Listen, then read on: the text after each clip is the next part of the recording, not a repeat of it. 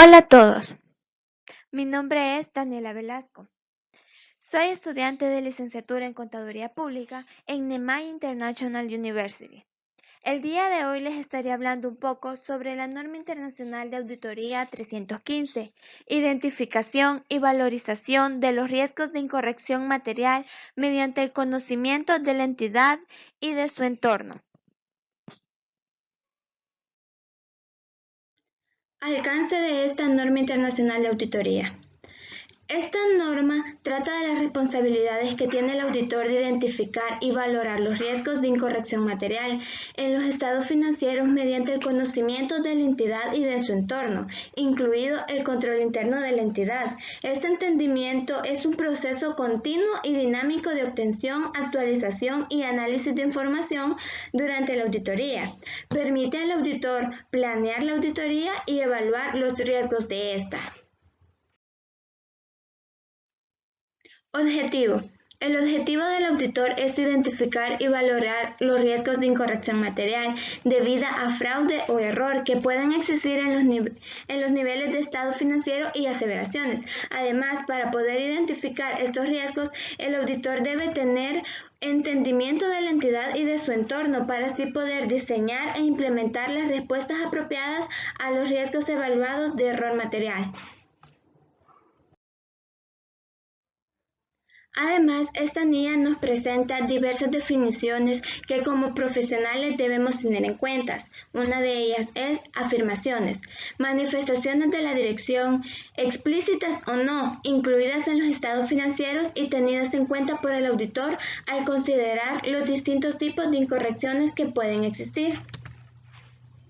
Riesgo de negocio. Riesgos derivados de condiciones, hechos, circunstancias, acciones u omisiones significativos que podrían afectar negativamente a la capacidad de la entidad para conseguir sus objetivos y ejecutar sus estrategias. Control interno. El proceso diseñado, implementado y mantenido por los responsables del gobierno de la entidad, la dirección y otro personal con la finalidad de proporcionar una seguridad razonable sobre la consecución de los objetivos de la entidad relativos a la fiabilidad de la información financiera, la eficacia y eficiencia de las operaciones, así como sobre el cumplimiento de las disposiciones legales y reglamentarias aplicables.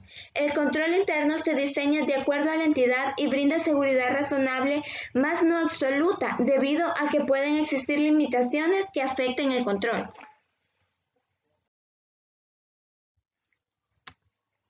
Procedimientos de valoración del riesgo. Procedimientos desarrollados por el auditor para lograr un claro entendimiento de la entidad, su entorno y control interno. Estos procedimientos permiten identificar y evaluar los riesgos de presentación errónea de importancia relativa, debidos a fraude o error a nivel de los estados financieros o aseveraciones. Riesgo significativo. Riesgo identificado y valorado de incorrección material que, a juicio del auditor, requiere una consideración especial en la auditoría. Se pueden considerar riesgos significativos aquellos relacionados con riesgo de fraude, las transacciones complejas, los cambios económicos y contables, la información financiera con alto grado de subjetividad, las transacciones significativas entre partes vinculadas y también las transacciones significativas realizadas fuera del curso normal del negocio.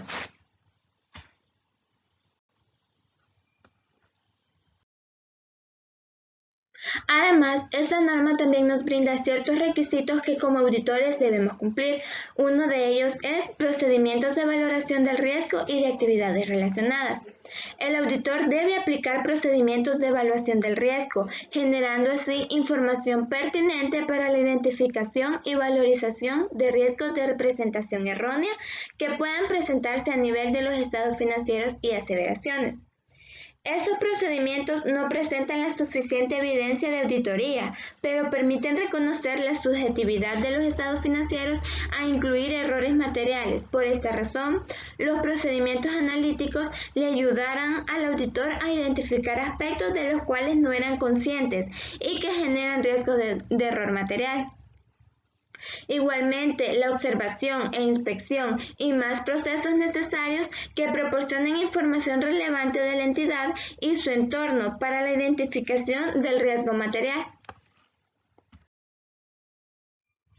También, estos procedimientos deben implicar cuestionamientos con la administración y el personal de la entidad que proporcionan información relevante para el auditor relacionados con la elaboración de los estados financieros, la efectividad del control interno y asuntos legales de suma importancia.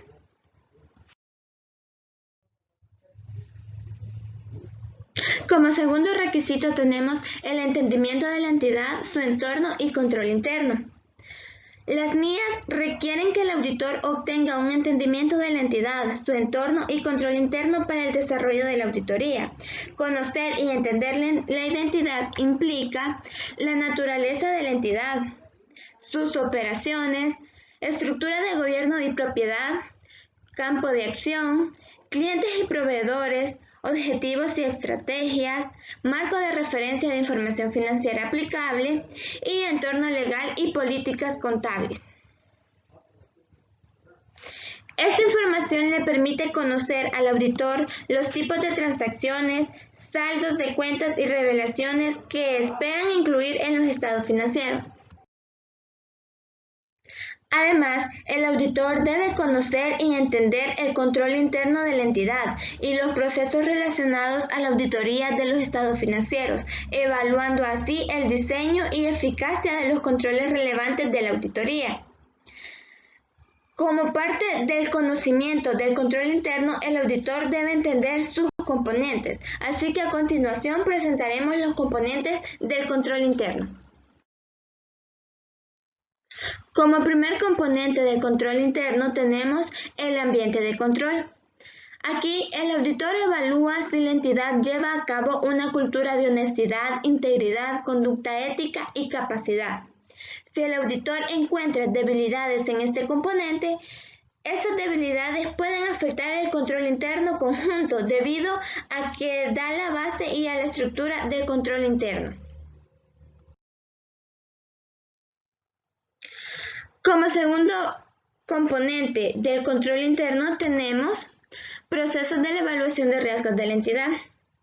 El auditor debe determinar si la entidad lleva a cabo procesos relevantes para la identificación de riesgos de negocios, estimación de la importancia de los riesgos y acciones a seguir para hacer frente a los riesgos.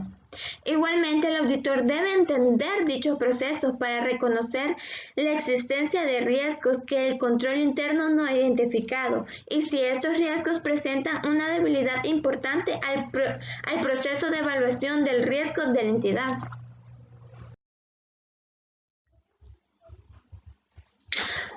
Como tercer elemento tenemos el sistema de información y comunicación. Los sistemas de información consisten en infraestructura de software, personas, procedimientos y datos. El sistema de información produce reportes, contiene información operacional, financiera y relacionada con el cumplimiento que hace posible operar y controlar el negocio. También tiene que ver no solamente con los datos generados internamente, sino también con la información sobre eventos, actividades, condiciones externas necesarias para la toma de decisiones, informes de negocio y reportes externos. El auditor debe entender el sistema de la información de la entidad, lo que implica conocer las clases de transacciones que realiza, procedimientos electrónicos y manuales de la entidad, los registros contables, los procesos de información financiera para la elaboración de los estados financieros. En cuanto a la comunicación, el auditor debe conocer los procesos de la comunicación relacionados a la información financiera, determinando obligaciones y responsabilidades. Como lo son las comunicaciones entre la administración y encargados del gobierno corporativo y comunicaciones externas relacionadas con entidades regulatorias, evaluando si son comunicaciones pertinentes y apropiadas. Como cuarto componente tenemos las actividades de control. Estas son las políticas y los procedimientos que ayudan a asegurar que las directivas administrativas se lleven a cabo. Ayudan también a asegurar que se tomen las acciones necesarias para orientar los riesgos hacia la consecución de los objetivos de la entidad. El auditor debe entender las actividades de control que juzgue relevantes para la identificación y evaluación de los riesgos y presentación errónea de importancia relativa dentro del desarrollo de la auditoría. Las actividades de control pueden estar relacionadas a autorización, revisión de desempeño, procesamiento de información o controles físicos. Como quinto y último componente tenemos el monitoreo de controles. Como sabemos, los sistemas de control interno deben monitorearse y estos son procesos que valoran la calidad del desempeño del sistema en el tiempo. Es realizado por medio de actividades de monitoreo en el curso de las operaciones y evaluaciones separadas para tomar las acciones pertinentes. El auditor debe conocer y entender los procesos de monitoreo de los controles sobre la información financiera y las acciones correctivas que desempeña la entidad. Cuando la entidad lleva a cabo una auditoría interna, el auditor debe conocer sus procedimientos y si están acorde a la entidad.